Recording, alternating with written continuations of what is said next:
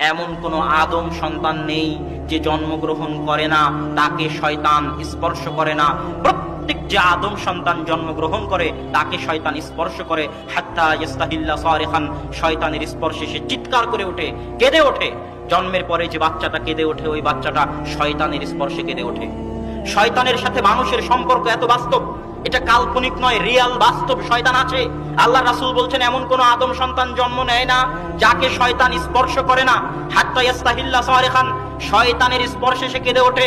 ইল্লা মারইয়াম ওয়া ইবনুহু ঈসা, তবে মারইয়াম এবং তার সন্তান ঈসাকে শয়তান স্পর্শ করেনি। আল্লাহ রাসূলের হাদিস। রাসূল সাল্লাল্লাহু আলাইহি ওয়াসাল্লাম শয়তানের বাস্তবতা বুঝাতে গিয়ে আরো বলছেন, মা মিনকুম মিন আহাদিন, তোমাদের মধ্যে এমন কেউ নেই যার দুইজন বন্ধু আছে।